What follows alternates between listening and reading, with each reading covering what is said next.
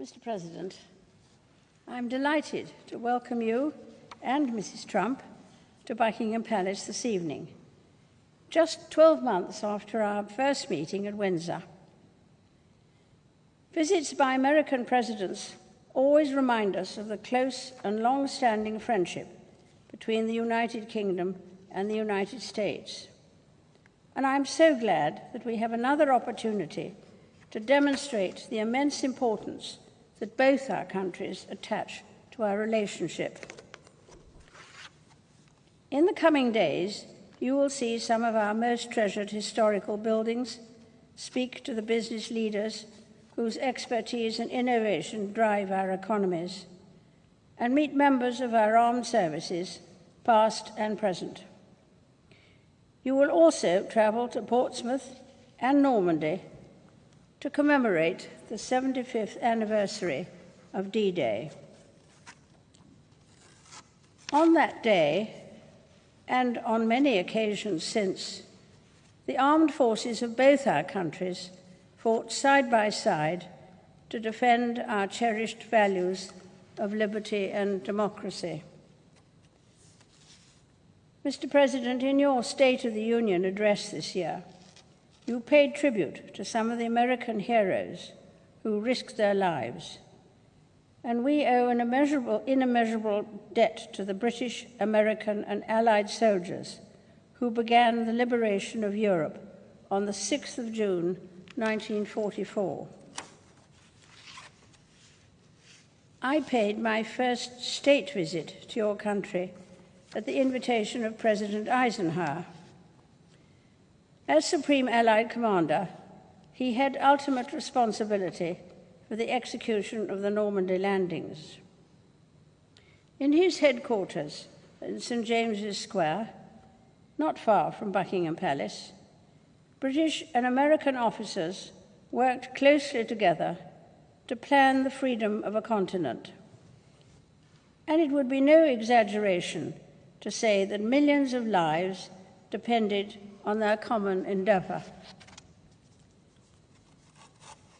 As we face the new challenges of the 21st century, the anniversary of D-Day reminds us of all that our countries have achieved together. After the shared sacrifices of the Second World War, Britain and the United States worked with other allies to build an assembly of international institutions to ensure that the horrors of conflict would never be repeated. While the world has changed, we are forever mindful of the original purpose of these structures, nations working together to safeguard a hard-won peace. Of course, it is not only our security which unites us, but our strong cultural links and shared heritage. Every year, there are almost 4 million visits by Americans to the United Kingdom, with a great number claiming British descent. And with your own Scottish ancestry, Mr. President, you too have a particular connection to this country. We are also bound by the strength and breadth of our economic ties as the largest investors in each other's economies. British companies in the United States employ over 1 million Americans, and the same is true vice versa. Mr. President, as we look to the future, I'm confident that our common values and shared interests will continue to unite us. Tonight, we celebrate an alliance that has helped to ensure the safety and prosperity of both our peoples for decades, and which I believe will endure for many years to come. Ladies and gentlemen, I invite you all to rise and drink a toast to President and Mrs. Trump, to the continued friendship between our two nations, and to the health, prosperity, and happiness of the people of the United States.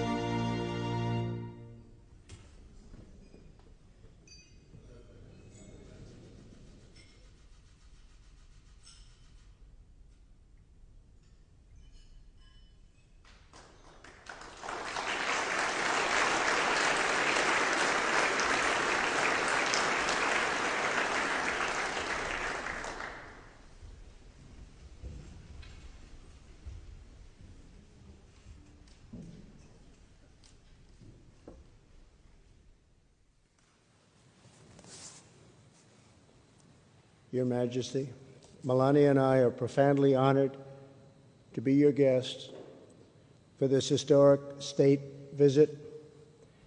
Thank you for your warm welcome, for this beautiful weather, your gracious hospitality, and Your Majesty's nearly 7 decades of treasured friendship with the United States of America.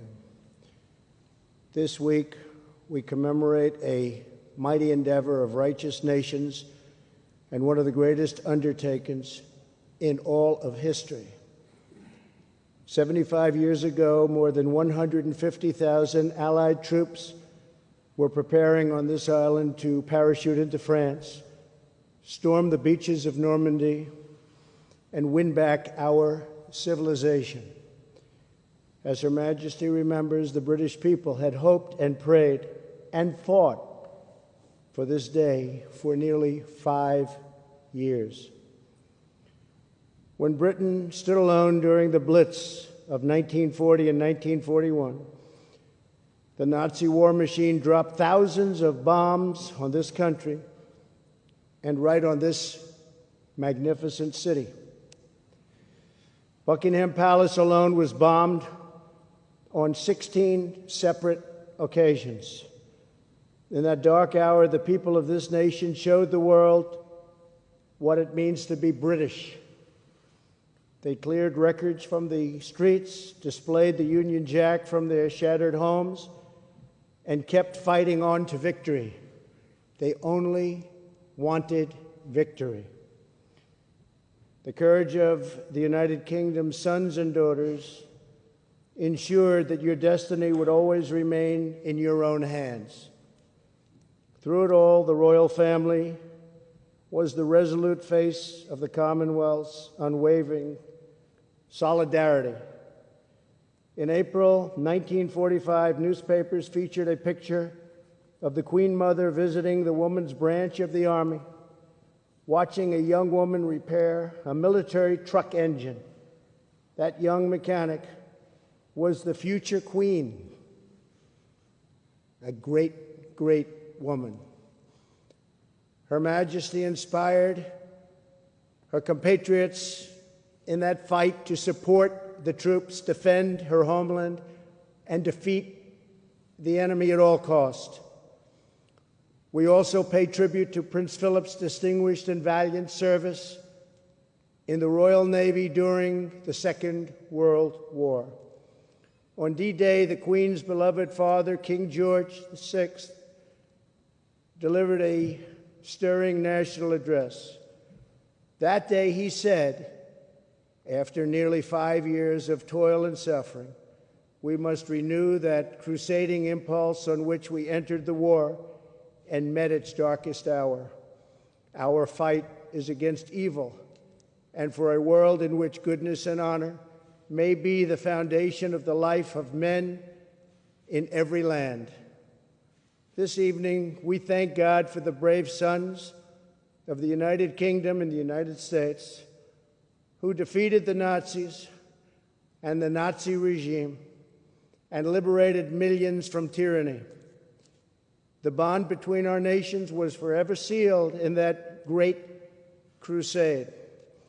As we honor our shared victory and heritage, we affirm the common values that will unite us long into the future: freedom, sovereignty, self-determination, the rule of law, and reverence for the rights given to us by Almighty God.